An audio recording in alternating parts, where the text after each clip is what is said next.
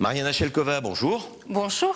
Alors, 23e édition et une affiche toujours aussi prestigieuse. Est-ce que c'est le talent des organisateurs ou le cadre de Colmar qui attire autant les talents du classique ? Écoutez, on a envie de dire que c'est les deux. C'est vrai que Colmar est une ville extraordinairement belle. C'est un écrin parfait pour une grande fête de la musique.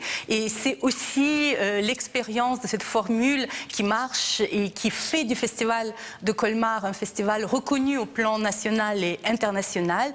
C'est une équipe d'organisation, c'est un directeur artistique et un musicien connu. Et c'est aussi les liens d'amitié que Colmar a réussi à créer avec des très grands artistes, des grands orchestres et les musiciens qui ont toujours plaisir à venir et à revenir à Colmar, parce que le Festival de Colmar a cette particularité, c'est de donner un petit coup de pouce, de découvrir les talents en devenir, et ces musiciens qui sont venus à Colmar jeunes, quand ils deviennent très très célèbres, acceptent malgré tout de revenir par amitié se produire à Colmar. Oui, alors 25 concerts entre le 1er et le 14 juillet, et vous le disiez, c'est une caractéristique presque génétique du Festival de Colmar que de découvrir les talents de demain. Alors en 2011, c'est quoi votre coup de cœur? Qui il faut suivre en particulier? Alors écoutez, j'ai envie de dire que tous nos concerts sont magnifiques et bien entendu tous les solistes, il y a plus de 30 solistes, sont remarquables. Alors à découvrir, vraiment à découvrir dans les jeunes talents, un pianiste français, Adam Laloum, qui a 24 ans, qui a gagné le concours Clara Askill, un quatuor à cordes qui nous vient d'Autriche, de Vienne, qui est le jeune quatuor Apollon Musaget, qui a remporté un des concours de musique de chambre les plus prestigieux, mais aussi un violoniste chinois, Fan Ying. Aussi, bien entendu, il faut absolument venir écouter les jeunes musiciens extraordinairement doués qui sont français, comme le trio Siddhartha.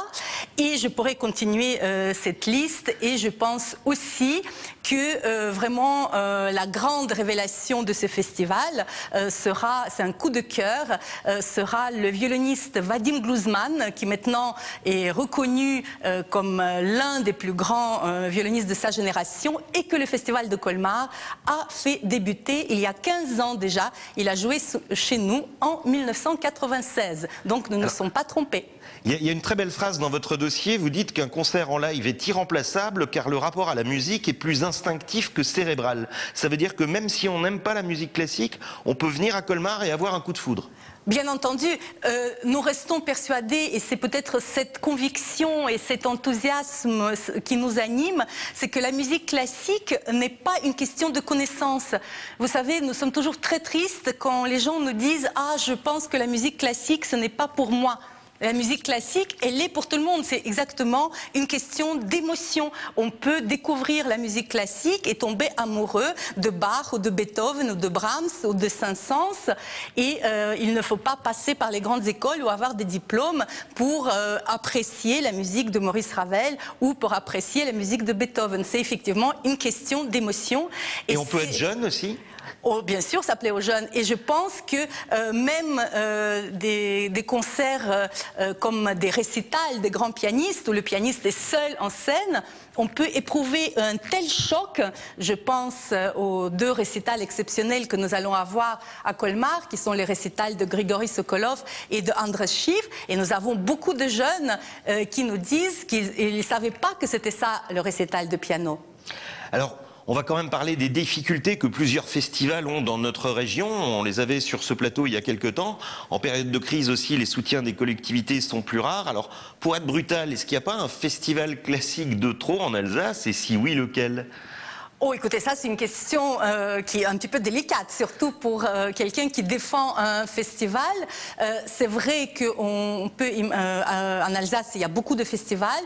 On peut imaginer une meilleure collaboration, ne serait-ce qu'en termes de date. C'est vrai que c'est toujours un peu dommageable quand les manifestations culturelles, qu'elles soient musicales ou dans d'autres domaines culturels, se marchent, si j'ose employer cette formule, formule un peu familière si on se marche sur les pieds. C'est vrai que les temps sont plutôt difficiles et que les budgets, notamment les subventions de collectivités, ne sont pas extensibles. Je ne dirais pas qu'il y a des festivals de trop, tous les festivals ont leur place, mais c'est vrai que peut-être il faudrait réfléchir à une meilleure harmonisation de l'offre musicale et culturelle. Marianne Chilkova, merci. Merci à vous.